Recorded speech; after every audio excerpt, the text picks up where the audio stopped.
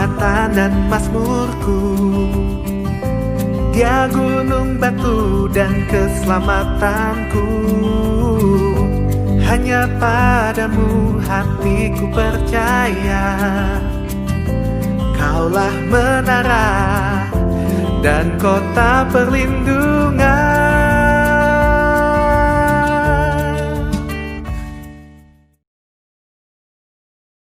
Shalom saudara, di dalam edisi Voice of Pentecost kali ini, saya akan berbicara mengenai apakah mempercayai mujizat itu rasional. Kenapa?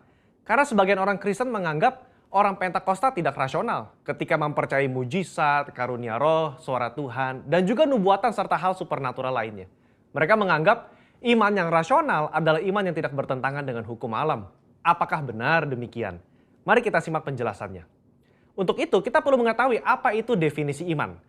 Saudara, dalam Ibrani 11 ayat yang pertama, iman adalah dasar dari segala sesuatu yang kita harapkan dan bukti dari segala sesuatu yang tidak kita lihat.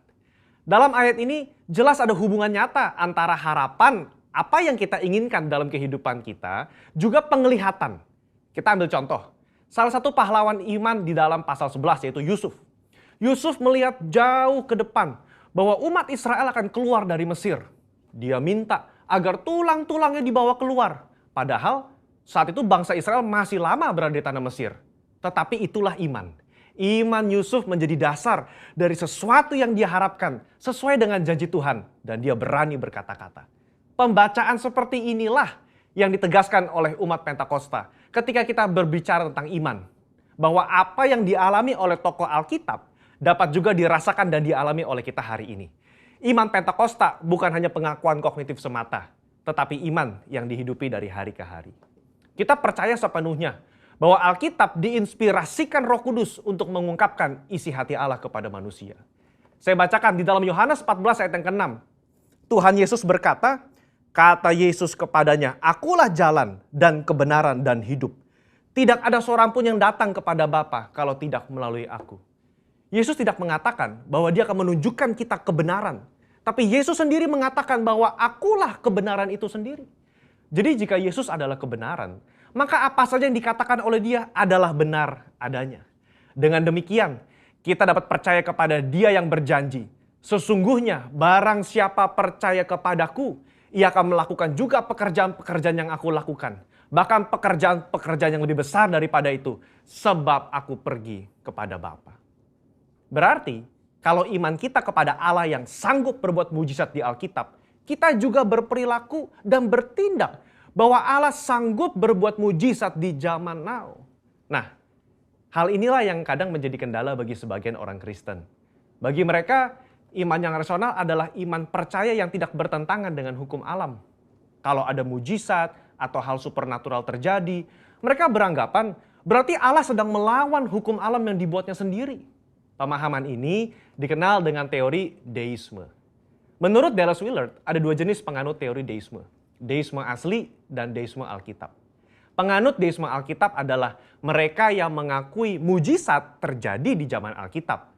Tetapi meragukan bahwa Allah masih bertindak dan berbicara dengan pola yang sama sekarang seperti di Alkitab. Dengan kata lain, Allah mengundurkan diri setelah Alkitab selesai ditulis. Kalau penganut deisme asli, lebih ekstrim lagi. Mereka percaya Allah tidak terlibat aktif dalam dunia manusia setelah alam semesta diciptakan. Dunia hanya berputar kepada poros ilmu pengetahuan dan hukum alam saja. Nah, konsep ini, saudara, dipelopori oleh David Hume dan Baruch Spinoza. Baruch Spinoza berkata, mujizat tidak mungkin terjadi. Kenapa? Karena jika Allah melakukan hal yang supernatural, maka dengan sendirinya Allah melawan hukum alam yang diciptakannya sendiri. Sehingga ada inkonsistensi dalam diri Allah. Pemikiran ini nggak tepat. Karena mereka mengabaikan sosok Allah yang berdaulat, yang ada di luar dimensi ruang dan waktu manusia. Ketika mujizat terjadi, Allah tidak menentang hukum yang dibuatnya sendiri. Tapi dia mengintervensi agar maksud dan tujuan ilahinya tercapai. Sebagai ilustrasi, jika saudara melepaskan buah apel, maka apel tersebut akan jatuh ke tanah. Tapi jika tiba-tiba ada seseorang menangkap apel tersebut sebelum menyentuh tanah, maka bisa dikatakan orang tersebut telah mengintervensi hukum gravitasi. Bukan mengubah atau bahkan meniadakannya. Sama dengan mujizat. Allah tidak mengubah atau menentang hukum yang dia ciptakan sendiri. Dia hanya mengintervensi agar maksud dan tujuan ilahinya tercapai. Orang percaya harus hati-hati terhadap paham deisme ini. Karena kalau tidak, ini akan mempengaruhi cara kita melihat dan menafsir fenomena ilahi. Orang yang percaya kepada paham deisme akan selalu menolak klaim mujizat dan hal supernatural lainnya. Meskipun bukti-bukti di lapangan berbicara sebaliknya. Mungkin saudara pernah mendengar argumen dari 1 Korintus 13 ayat 8 dan 10. Saya bacakan. Kasih tidak berkesudahan, nubuat akan berakhir, bahasa roh akan berhenti, pengetahuan akan lenyap. Tetapi jika yang sempurna tiba, maka yang tidak sempurna itu akan lenyap. Karunia nubuatan, suara Tuhan, bahasa roh, dan mujizat seharusnya sudah lenyap sekarang. Kenapa? Karena yang sempurna sudah tiba. Mereka berpikir yang sempurna itu adalah ketika Alkitab selesai ditulis. Padahal kalau dilihat dari konteks tulisan Paulus secara menyeluruh, banyak teolog dan gereja mengafirmasi bahwa yang dimaksud dengan sempurna itu adalah kedatangan Yesus kali yang kedua untuk menjemput umatnya. Ketika kita sudah berada di sorga, nubuat sudah tidak perlu, mujizat sudah tidak perlu, karena kita sudah berjumpa dengan Yesus. Saudara, kalau saya boleh rangkum, maka mempercayai mujizat adalah ekspresi dari iman yang rasional. Iman yang rasional itu melibatkan logika, otoritas firman, dan pengalaman rohani. Apa yang Roh Kudus katakan kepada saudara lewat firman-Nya, itulah yang kita hidupi dan perkatakan. Kalau Yesus yang kita sembah memberikan begitu banyak contoh dalam pelayanannya dengan mujizat, mari kita melayani dengan semangat dan percaya bahwa Roh Kudus-Nya akan meneguhkan pelayanan kita semua dengan tanda dan mujizat. Haleluya. Saudara, untuk penjelasan lebih lengkapnya dari tim teologi kami, jangan lupa buka link yang ada di atas atau scan QR Code yang tersedia. Tuhan Yesus memberkati. Amin.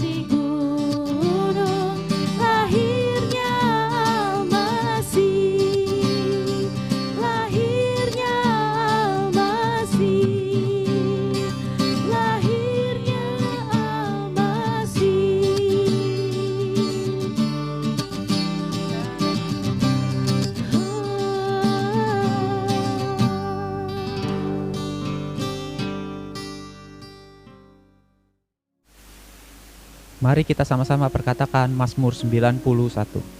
Orang yang duduk dalam lindungan yang maha tinggi dan bermalam dalam naungan yang maha kuasa akan berkata kepada Tuhan, tempat perlindunganku dan kubu pertahananku, Allahku yang kupercayai. Sungguh, dialah yang akan melepaskan engkau dari jerat penangkap burung, dari penyakit sampar yang busuk. Dengan kepaknya ia akan melindungi engkau, di bawah sayapnya engkau akan berlindung.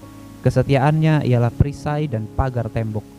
Engkau tak usah takut terhadap kedahsyatan malam, terhadap panah yang terbang di waktu siang, terhadap penyakit sampar yang berjalan di dalam gelap, terhadap penyakit menular yang mengamuk di waktu petang. Walau 1000 orang rebah di sisimu dan 10.000 di sebelah kananmu, tetapi itu tidak akan menimpamu. Engkau hanya menontonnya dengan matamu sendiri dan melihat pembalasan terhadap orang-orang fasik. Sebab Tuhan ialah tempat perlindunganmu, yang maha tinggi telah kau buat tempat perteduhanmu. Malapetaka tidak akan menimpa kamu, dan tulah tidak akan mendekat kepada kemahmu. Sebab malaikat-malaikatnya akan diperintahkannya kepadamu untuk menjaga engkau di segala jalanmu. Mereka akan menatang engkau di atas tangannya, supaya kakimu jangan terantuk kepada batu. Singa dan ular tedung akan kau langkahi. Engkau akan menginjak anak singa dan ular naga. Sungguh hatinya melekat kepadaku, maka aku akan meluputkannya. Aku akan membentenginya, sebab ia mengenal namaku. Bila ia berseru kepadaku, aku akan menjawab. Aku akan menyertai dia dalam kesesakan. Aku akan meluputkannya dan memuliakannya. Dengan panjang umur akan kukenyangkan dia, dan akan kuperlihatkan kepadanya keselamatan daripadaku.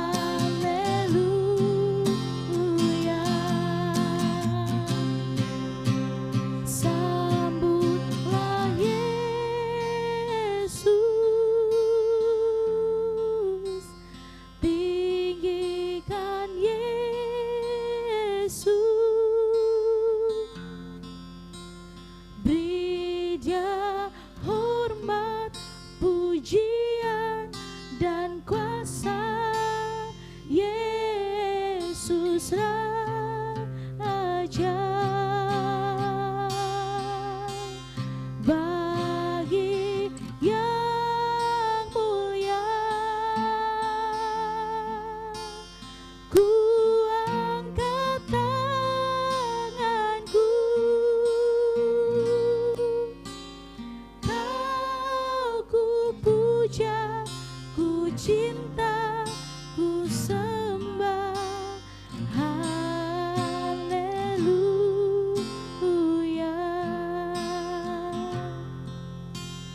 Kau ku puja, ku cinta, ku sembah. Haleluya.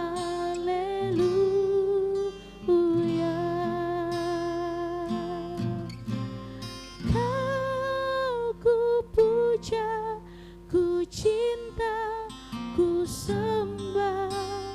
Haleluya.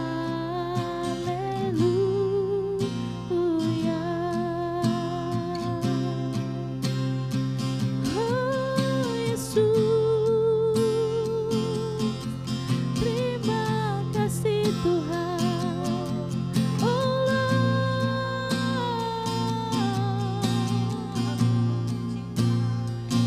Segala pujian hanya bagimu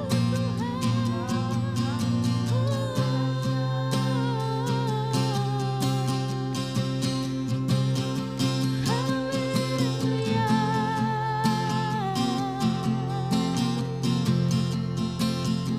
Kau Bapa yang ajaib.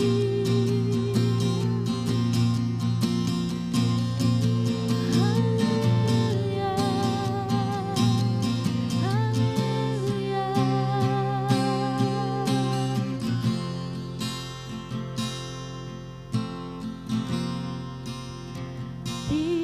Tinggikan dirimu mengatasi langit,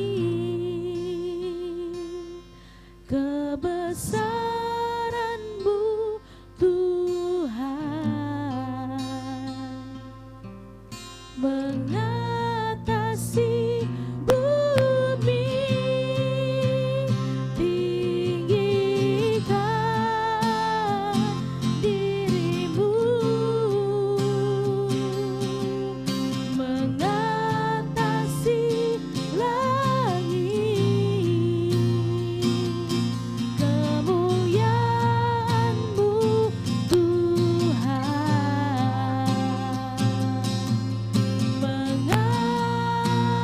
mengatasi bumi.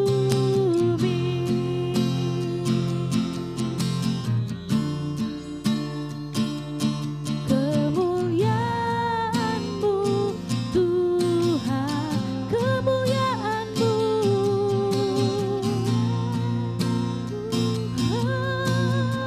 kemuliaan-Mu Tuhan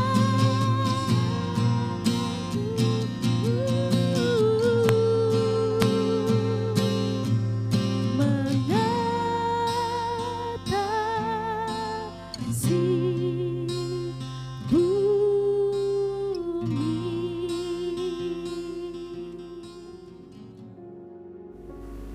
Shalom saudara-saudara, apa kabarnya?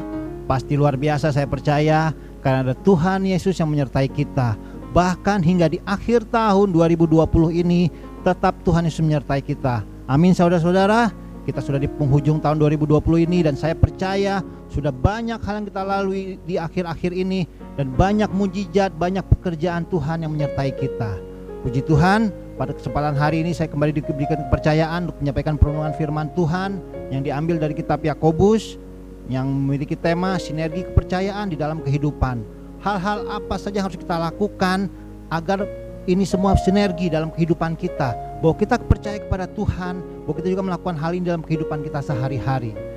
Haleluya, haleluya. Saudara-saudara, kita akan bacakan dari kitab Yakobus 2 ayat 1 sampai dengan 4. Saya bacakan. Saudara-saudaraku, sebagai orang yang beriman kepada Yesus Kristus Tuhan kita yang mulia, Janganlah iman itu kamu amalkan dengan memandang muka. Sebab jika ada seorang masuk ke dalam kumpulanmu dengan memakai cincin emas dan pakaian indah, dan datang juga seorang miskin ke situ dengan memakai pakaian buruk, dan kamu menghormati orang yang berpakaian indah itu dan berkata kepadanya, silakan Tuan duduk di tempat yang baik ini. Sedangkan kepada orang yang miskin itu kamu berkata, berdirilah di sana, atau duduklah di lantai itu dekat tumpukan kakiku. Bukankah kamu telah membuat perbedaan di dalam hatimu dan bertindak sebagai hakim dengan pikiran yang jahat? Di sini sudah jelas saudara-saudara. Yakobus mengatakan kita tidak boleh membeda-bedakan antara orang. Kita tidak boleh, judul perikopnya adalah jangan memandang muka. Kita tidak boleh menilai seseorang dengan mukanya, dengan statusnya, dengan pendidikannya. Kita tidak boleh memandang orang seperti itu saudara-saudara. Karena kenapa? Karena poin pertama yang saya sampaikan di tema ini adalah kita harus menghormati semua orang. Semua orang kita harus menghormatinya dengan status yang sama saudara-saudara. Kenapa? Karena Tuhan sendiri tidak pernah membeda-bedakan kita. Saudara-saudara, kita dipanggil Tuhan, dipilih Tuhan tanpa dibeda-bedakan oleh Tuhan. Tuhan memilih kita sesuai dengan kasih-Nya. Tuhan tidak pernah melihat pendidikan kita, Tuhan tidak pernah melihat status kekayaan kita. Tuhan tidak pernah melihat itu. Yang Tuhan lihat apa saudara-saudara? Hati kita. Hati kita yang mengasihi Tuhan, hati kita yang ingin berbalik kepada Tuhan, maka Tuhan akan menerimanya saudara-saudara. Jadi sungguh sangat ini suatu praktek kehidupan yang sungguh sangat luar biasa yang Tuhan Yesus berikan kepada kita. Ketika Tuhan tidak pernah membeda-bedakan kita, ketika Tuhan mengasihi semua orang, ketika Tuhan berkata semuanya berharga, semua anak-anakku engkau adalah berharga, tidak ada seorang pun di antara kita yang lebih hina daripada yang lain. Tidak saudara-saudara, semuanya sama di mata Tuhan, semuanya dikasihi oleh Tuhan. Dan firman Tuhan berkata sama, kita juga harus menghormati orang lain juga. Bukan karena kekayaannya, bukan karena status sosialnya, bukan karena apapun juga saudara-saudara. Gereja juga harus menerapkan hal seperti itu. Saya percaya GBI Grand Wisata tempat ini Rayon 18 mempraktekkan ini dengan terus mempraktekkan ini dengan benar-benar saudara-saudara. Kami berusaha, Pak Gembala kami, Bapak Pendeta Agus berusaha mempraktekkan ini. Semua jemaat kami anggap sama semuanya. Tidak ada yang kami beda-bedakan berdasarkan status sosial. Tidak, kami berusaha mempraktekkan ini dalam kehidupan kami, dalam pelayanan juga saudara-saudara. Kita harus menghargai semua orang, sama seperti kita mau dihargai oleh orang lain. Saya punya pengalaman tentang bagaimana saya dihormati apa tidak dihormati saudara-saudara. Saya ketika umur 12 tahun yang lalu, 12-13 tahun masih SMP, saya sangat tidak dihormati, saya sangat tidak dianggap, saya sangat tidak dihargai. Kenapa? Karena waktu itu saya adalah seorang pembantu di rumah orang lain. Ibu saya sudah meninggal, papa pergi, saya terlantar, tidak ada orang lain. Saya harus bekerja akhirnya di rumah orang lain sebagai pembantu. Saya harus bangun pagi, ya kan, harus bangun pagi-pagi. Kalau waktu zaman dulu kan kita harus nimba air dari sumur, membersihkan kandang babi, merapikan semuanya. Dan ketika saya pergi sekolah, ketika saya bergaul, semuanya memandang rendah saya.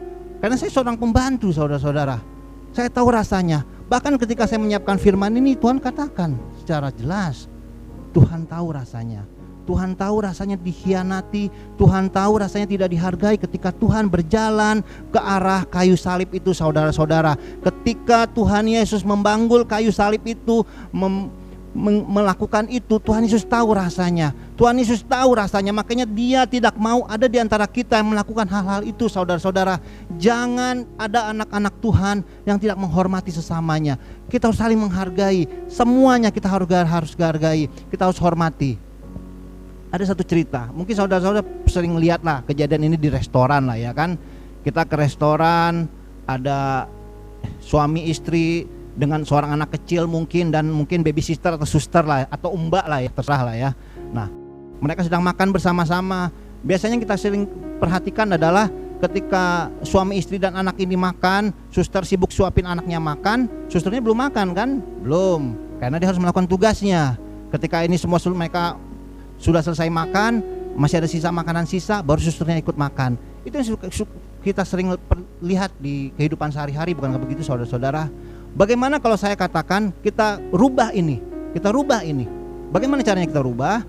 Ketika suami istri dan anak ini memesan makanan, ketika makanan sudah datang, sang istri mengambil piring kosong, mengambil porsi makanan tertentu untuk si suster atau si mbak itu, langsung dipersilakan ke mbaknya, mbak ini buat mbaknya makan nanti ya, setelah kami selesai makan mbaknya suapin anak saya segala macam. Bukan makanan yang sisa yang diberikan pada suster atau mbak itu, saudara-saudara. Artinya apa? Contoh yang kedua ini adalah mereka, keluarga ini menghargai mbak ini atau suster ini atau babysitter ini dengan luar biasa. Dia tidak hanya melihat dia sebagai seorang pembantu. Ketika makan bersama-sama juga, mungkin mereka memang tidak bisa makan bersama-sama karena suster itu punya kewajiban untuk menyuapin anaknya. Tapi dia telah disiapkan makanan terlebih dahulu, saudara-saudara, sehingga bukan makanan sisa yang diberikan kepada suster atau mbak itu. Ini satu tindakan kecil yang menandakan bahwa kita menghargai dan menghormati orang lain, bahkan orang yang status sosialnya lebih rendah daripada kita. Saudara-saudara, kita tidak bisa memaksa orang untuk membaca Alkitab, nggak bisa. Bapak Gembala kita tempat ini Pak Agus hanya bisa menghimbau, ayo baca Alkitab, ayo baca firman Tuhan, ayo renungkan. Hanya bisa menghimbau. Kita tidak bisa memaksa orang untuk membaca Alkitab, membaca firman Tuhan. Tapi kita bisa membuat orang membuka, melihat kisah kehidupan kita. Orang lain bisa melihatnya. Ketika babysitter itu atau mbak itu atau suster itu melihat, oh gini ya Tuhan dan Nyonya saya ya. Dalam hal-hal kecil saja mereka mau berkorban. Dalam hal-hal kecil seperti ini mereka mau melakukan hal yang kecil ini tapi sangat menghargai saya. Luar biasa, disitulah mereka bisa melihat ada Kristus di dalam diri keluarga ini, saudara-saudara. Pribadi yang menghargai sesamanya, pribadi yang menghormati sesamanya. Itu yang harus hari-hari ini kita lakukan dalam kehidupan kita, saudara-saudara. Sebagai anak Tuhan kita harus menjadi terang. Ya benar, sebagai anak Tuhan juga kita harus memberikan bukti kepada lingkungan sekitar kita, kepada orang-orang yang melihat kita bahwa ada Kristus dalam diri kita, dalam kehidupan sehari-hari ini, saudara-saudara. Itu poin yang pertama, saudara-saudara. Jangan kita memandang muka orang lain, jangan kita memperlakukan orang lain dengan semena-mena. Kita semua bersaudara dalam firman Tuhan. Kita semua bersaudara. Kita harus menghargai semuanya dengan sungguh-sungguh, saudara-saudara. Yang kedua, yang adalah kita lihat di mengasihi semua orang. Kita harus mengasihi semua orang, saudara-saudara. Kita lihat ya di ayat yang ayat kedua dan sampai ke-9. Yakobus 2 pasal 2 ayat yang kelima dan sampai dengan ke-9. Dengarkanlah hai saudara-saudara yang kukasihi, bukankah Allah memilih orang-orang yang dianggap miskin oleh dunia ini untuk menjadi kaya dalam iman dan menjadi ahli waris kerajaan yang telah dijanjikannya kepada barang siapa yang mengasihi Dia? Tetapi kamu telah menghinakan orang-orang yang miskin. Bukankah justru orang-orang kaya menindas kamu dan yang menyeret kamu ke pengadilan? Bukankah mereka yang menghujat nama yang mulia yang olehnya kamu menjadi milik Allah? Akan tetapi jika kamu menjalankan hukum utama yang tertulis dalam kitab suci, kasihilah sesamamu manusia seperti dirimu sendiri, kamu berbuat baik. Tetapi jika kamu memandang muka, kamu berbuat dosa, dan oleh hukum itu menjadi nyata bahwa kamu melakukan pelanggaran. Sudah jelas, saudara-saudara, kembali firman Tuhan menegaskan kita harus mengasihi. Bukti kita mengasihi sesama kita, bukti kita mengasihi bahkan orang yang status sosial di bawah kita atau mungkin tidak kita kenal adalah kita memperlakukan dia sama seperti kita ingin diperlakukan oleh orang lain. Sama, saudara-saudara. Itu bukti kita mengasihi Tuhan dan mengasihi sesama. Dan visi misi gereja ini sungguh sangat luar biasa. Kembali ditekankan adalah kita mengasihi Tuhan dan mengasihi sesama. Inilah praktek kehidupan kita sehari-hari ke depan ini, saudara-saudara. Bagaimana kita mengasihi orang lain, bagaimana kita mempraktekkan ini dalam kehidupan kita. Kita melihat satu ayat terakhir di 1 Yohanes 4 ayat 12. 1 Yohanes 4 ayat 12.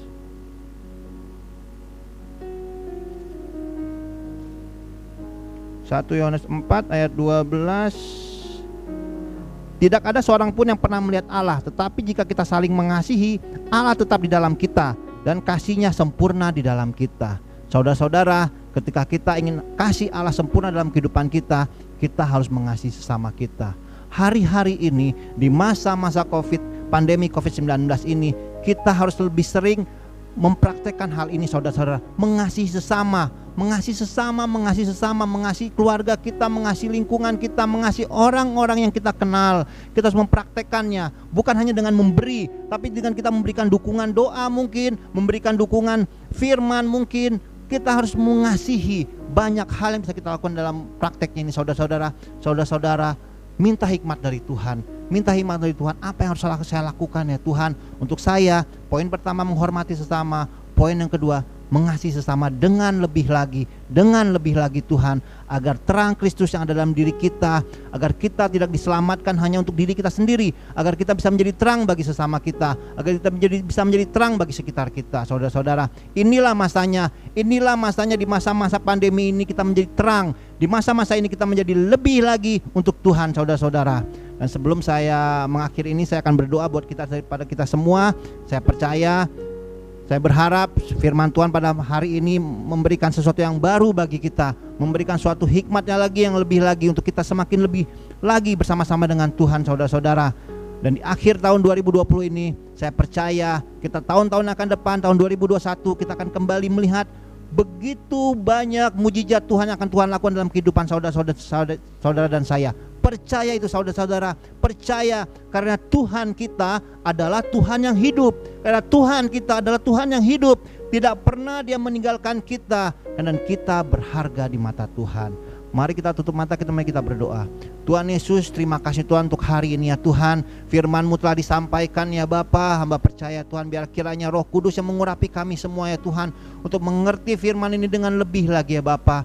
Kami ingin mengambil komitmen ya Tuhan di akhir tahun ini ya Tuhan. Kami ingin menghormati sesama kami dengan lebih lagi ya Tuhan, memperlakukan mereka dengan lebih manusiawi ya Tuhan, karena mereka semua adalah saudara-saudara kami ya Tuhan di dalam Kristus ya Tuhan. Terima kasih ya Tuhan. Juga kami ya Tuhan berkomitmen ya Tuhan untuk lebih mengasihi Engkau dan mengasihi sesama kami ya Tuhan, sesuai dengan perintah yang utama yang telah Kau berikan bagi kami ya Bapa. Oh haleluya Tuhan, kami percaya Tuhan, dan hamba percaya dengan sangat-sangat ya Tuhan, bagi setiap jemaat-Mu yang mendengarkan firman ini ya Tuhan, Engkau akan memberkati mereka ya Bapa. Bahkan di tahun 2021 nanti ya Tuhan, akan ada mujizat nyata yang Tuhan lakukan dalam kehidupan mereka, yang semua yang mengandalkan Tuhan ya Bapa. Tuhan, Kau berkati setiap jemaat di tempat ini ya Tuhan. Oh haleluya, di dalam nama Tuhan Yesus, di dalam nama Tuhan Yesus. Terima kasih Bapa, terima kasih ya Tuhan. Hamba telah selesai berbicara ya Bapa. Biar kiranya semua kemuliaan, semua pujian, segala mazmur kami naikkan hanya bagi Engkau saja Bapa. Terpujilah nama-Mu di dalam nama Tuhan Yesus Kristus. Haleluya, amin. Mari kita perkatakan Pentakosta ketiga. 1. Pentakosta ketiga adalah pencurahan Roh Kudus yang dahsyat di zaman now, melebihi yang terjadi di Azusa Street. 2. Pentakosta ketiga akan mengakibatkan penuaian jiwa yang terbesar dan yang terakhir sebelum Tuhan Yesus datang kembali. 3.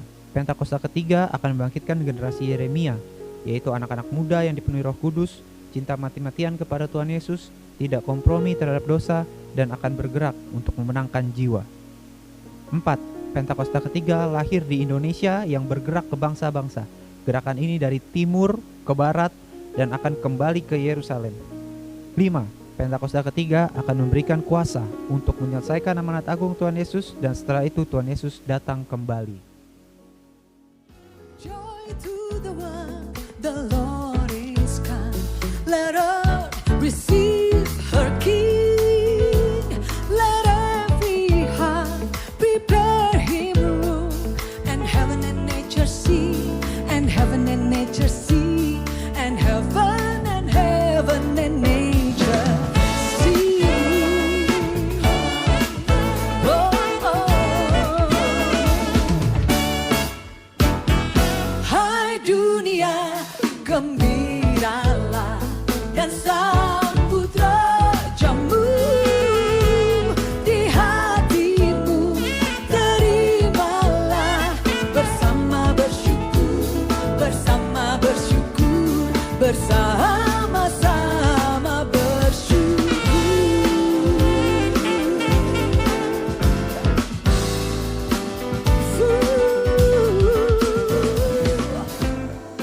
Angkat kedua tanganmu, terimalah berkat dari Tuhan. Berkat yang melimpah-limpah dari Allah Bapa di dalam Anak yang tunggal, Tuhan Yesus Kristus, serta penghiburan yang manis dari Roh Kudus menyertai kita mulai saat ini, sampai kedatangan Tuhan Yesus yang kedua kali, bahkan sampai selama-lamanya. Kita semua yang sudah diberkati Tuhan, sama-sama katakan amin. Joy to the world.